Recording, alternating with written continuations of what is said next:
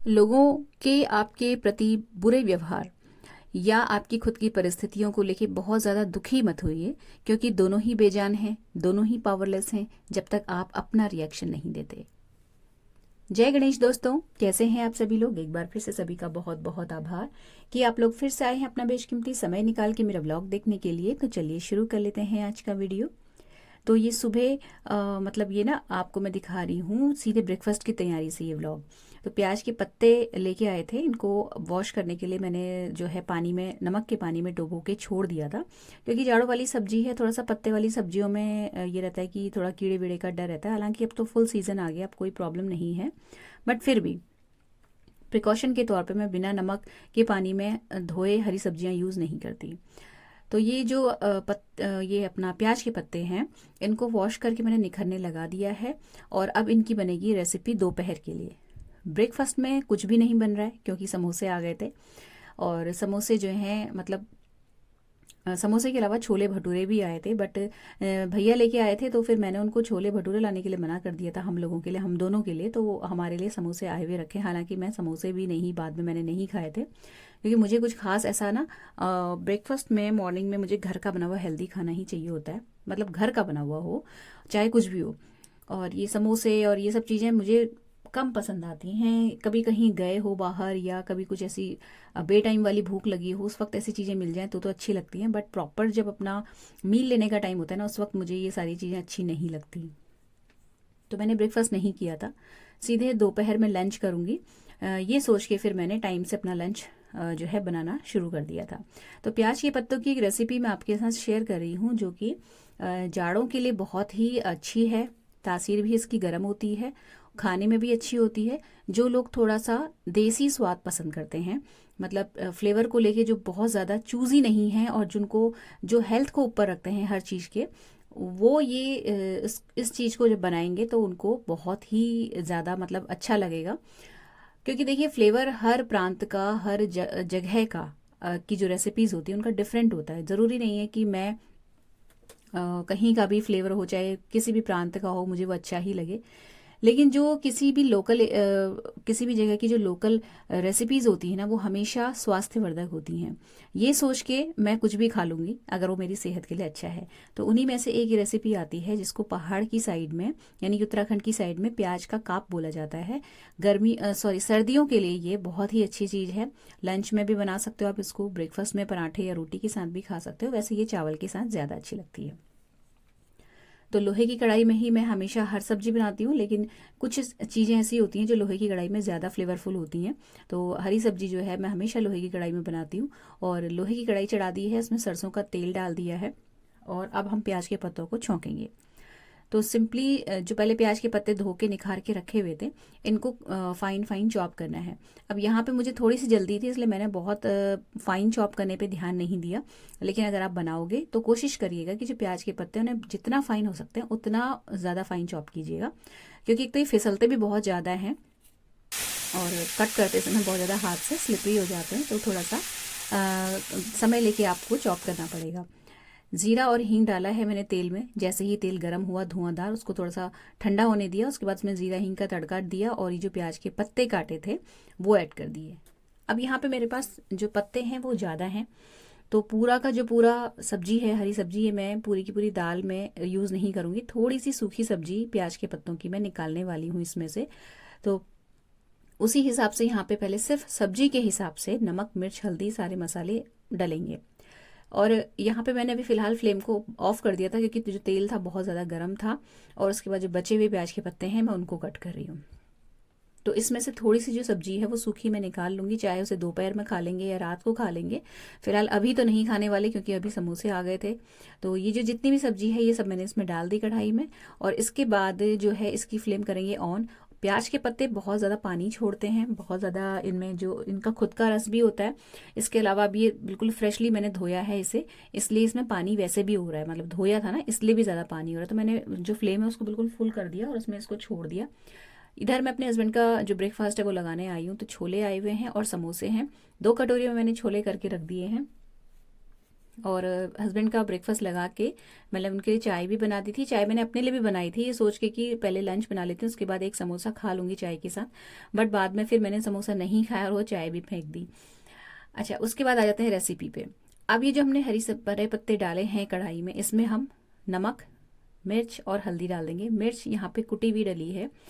देगी मिर्च या जो कश्मीरी मिर्च जो रंग वाली होती है, सिर्फ फ्लेवर वाली, वो नहीं डाली है। अपनी जो प्रॉपर जो मिर्च होती है वो ऐड की है।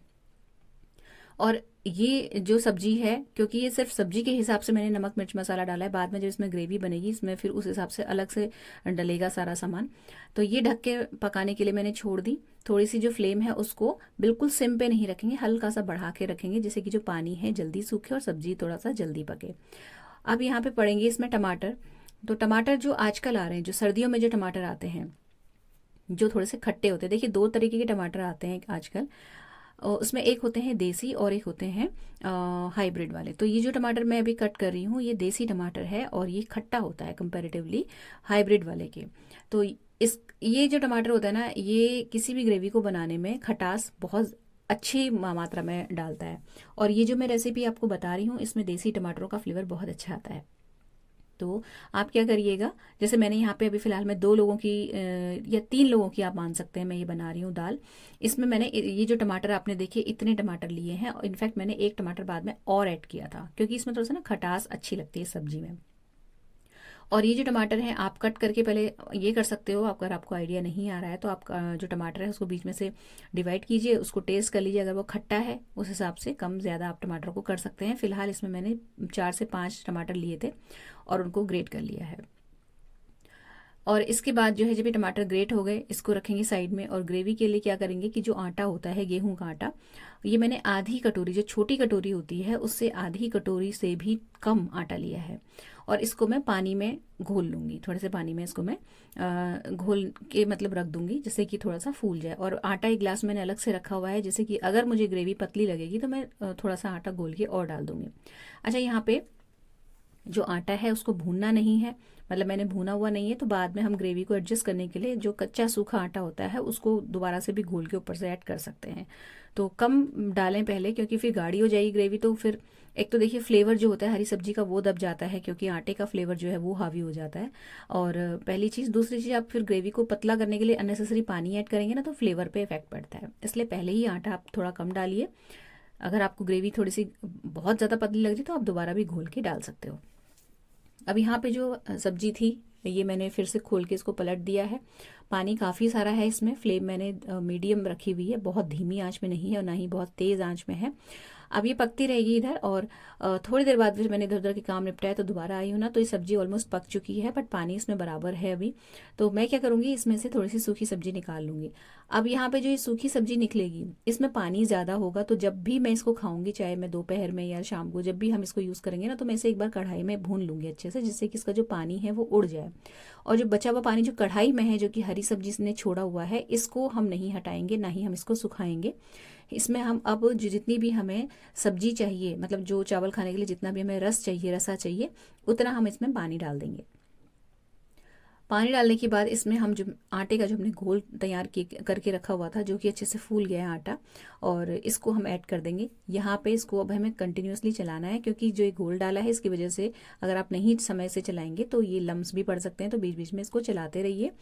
यहाँ पे आप चख लीजिए कितना नमक कम है, कलर देख के आप हल्दी का अंदाज़ा लगा लीजिए, उस हिसाब से हल्दी ऐड कर दीजिए। चटपटा लगता है ये, मतलब चटपटी अच्छी लगती है सब्जी, तो इसमें मिर्च जो है मैंने थोड़ी सी और ऐड करी है। इसको हिलाएंगे। थोड़ी देर बाद ये जो इसमें उबाल आने लगेगा, हल्की सी थिकनेस आने लगेगी, और ये जब पकने लगेगी तो इसमें हम यहीं पर टमाटर भी ऐड कर देंगे, जितने भी हमने ग्रेट करे हुए थे। अब हम इसको एक उबाल लगाएंगे, थोड़ी देर के लिए तेज़ आंच में इसको पकने देंगे, उसके बाद उसको बिल्कुल सिम पे छोड़ देंगे। और 2-3 मिनट बाद अंदाज़ा आ जाता है जो ग्रेवी है कितनी थिक हुई या कितनी पतली रह गई, क्योंकि आटा थोड़ी देर पहले हमने भिगो दिया था ना, तो वो जब इसमें जाता है ग्रेवी में तो उसके बाद तुरंत उसका रिजल्ट पता चल जाता है, क्योंकि वो फूल चुका है ऑलरेडी, और पकने के बाद कितना उसकी जो थिकनेस है वो हमें पता चल जाती है एग्जैक्टली। तो आप जो हो, अगर पतला लग रहा है आपको, मतलब इसकी जो ग्रेवी है वो पतली लग रही है, तो आप थोड़ा सा आटा हल्का सा 1 आध चम्मच घोल के और डाल लीजिए।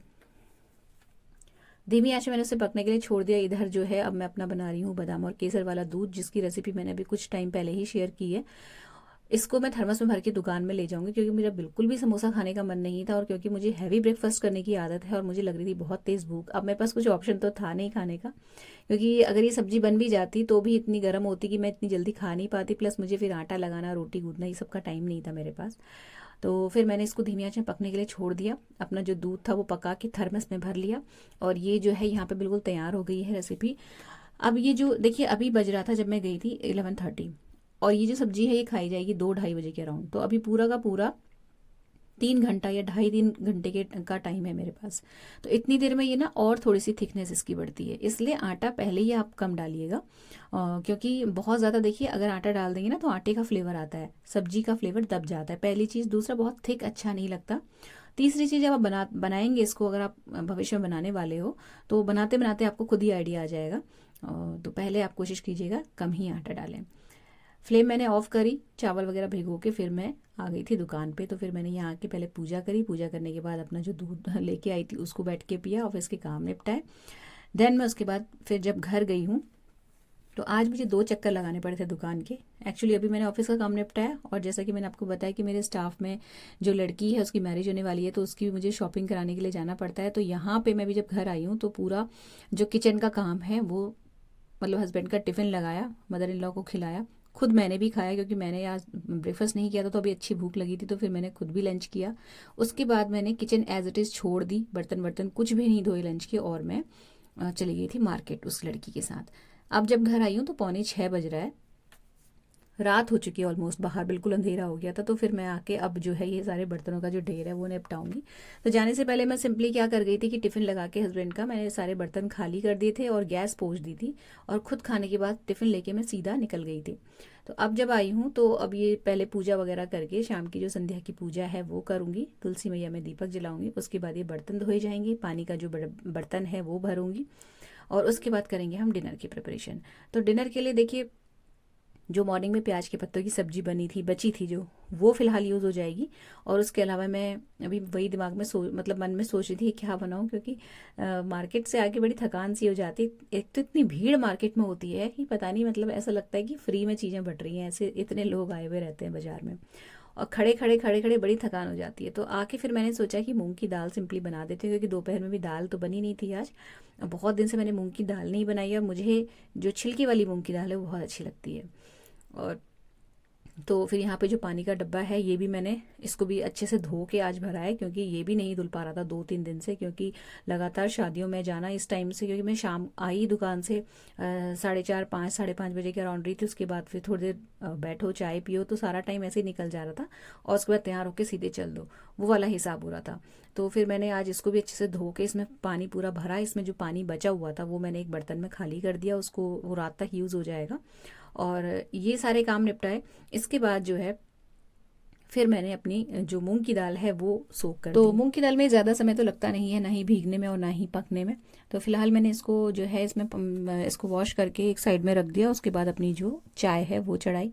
तो यहाँ पे अब सुबह से लेके इस वक्त में अब थोड़ी देर, आधा घंटा के लिए रेस्ट करूँगी, और इस आधे घंटे में जब मैंने चाय पी है, एक रील जो है, एक शॉर्ट्स, उसको एडिट किया, और वो अब जो है अभी तो फिलहाल मैं पोस्ट भी कर चुकी हूँ उसे, तो अगर आपने नहीं देखा तो जाके देख लीजिएगा।